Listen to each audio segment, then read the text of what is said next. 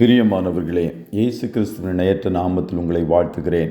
இந்த மன்னாற்றுடைய இந்த டெய்லி பாட்காஸ்டை கேட்கிற உங்கள் ஒவ்வொருவரையும் கர்த்தர் ஆசீர்வதிப்பாராக.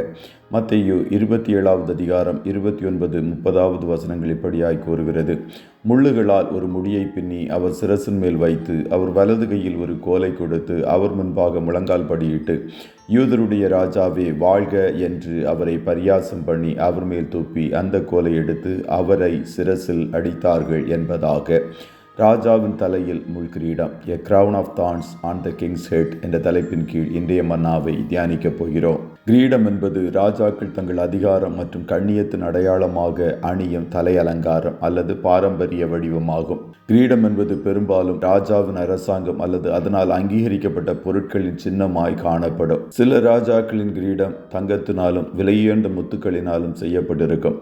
இந்நாட்களில் சில மத குருக்கள் கூட தங்கள் தலையில் கிரீடத்தை அணிந்து கொள்ளுகிறார்கள். ஆனால் நம்முடைய ராஜாவின் தலையில் முள்முடியினால் செய்யப்பட்ட கிரீடத்தை ரோம போர்ச்சேவகர்கள் தரிப்பித்தார்கள். அவரை யூதருடைய ராஜா என்று இகழ்ந்தார்கள். முள் என்பது சாபத்திற்கு அடையாளமான ஒரு பொருள். நம்முடைய சாபத்தை இயேசு ஏற்றுக்கொண்டார். தலைமுறை சாபம், சம்பாதித்த சாபம், மற்றவர்களிட்ட சாபம், நியாயப்பிரமாணத்தின் சாபம், இவைகள் எல்லாவற்றையும் கிறிஸ்து ஏற்றுக்கொண்டார். சாபம் ஒரு மனிதனுடைய வாழ்க்கையை சின்னாபின்னமாக்கிவிடும். சாபம் சரீரத்தில் வியாதியை கொண்டு வரும். சாபம் வீட்டில் பல உயிரிழப்புகளை கொண்டு வரும். சாபம் உள்ள வாழ்க்கையில் சமாதானம் இருப்பதில்லை, சந்தோஷம் காணப்படுவதில்லை. ஒரு குடும்பத்தார் சொன்னார்கள், எங்கள் குடும்பத்தில் உள்ள அநேக வீடுகளில் தலைப்பிள்ளைகள் 15 வயதை தாண்டுவதில்லை, அதற்குள்ளாகவே அவர்கள் மரித்து விடுவார்கள் என்பதாக. இது ஒரு வகையான சாபம். மற்றொரு குடும்பத்தார் சொன்னார்கள், அவர்களுக்கு பிறந்த 4 குமாரத்திகளுக்கும் திருமணம் செய்து வைத்தார்கள்.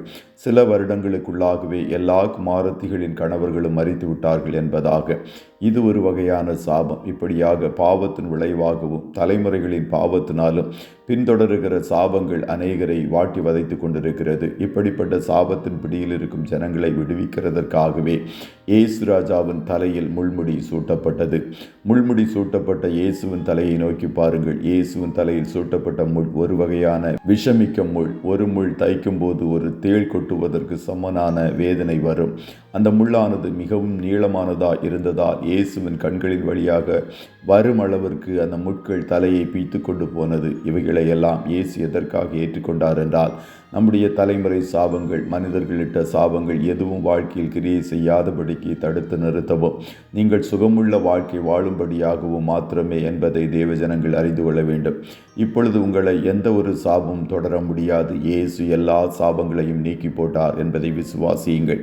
கர்த்ததாமே உங்கள் ஒவ்வொருவரையும் ஆசீர்வதிப்பாராக. ஜெபம் செய்வோமா. அப்பா பிதாவே, உம்மை நன்றியோடு துதிக்கிறோம், ஸ்தோத்தரிக்கிறோம்.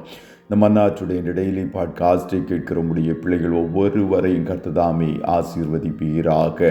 அப்பா, நிறங்களுக்காய் முள் கிரீடத்தை ஏற்றுக்கொண்டீரே, அதற்காய் கோடி ஸ்தோத்திரம். சாபங்களை எல்லாம் ஆசீர்வாதமாய் மாற்றினீரே, அதற்காய் கோடி ஸ்தோத்திரம். ஆபிரகாமுக்கு வாக்குத்தத்தம் பண்ணின அத்தனை ஆசீர்வாதங்களையும் கிறிஸ்துவாகிய மூலம் எங்களுக்கு நீர் அருளி செய்தீரே, அதற்காய் நன்றியோடு உம்மை துதிக்கிறோம், ஸ்தோத்தரிக்கிறோம். உம்முடைய பிள்ளைகளை ஆசீர்வதிப்பீராக.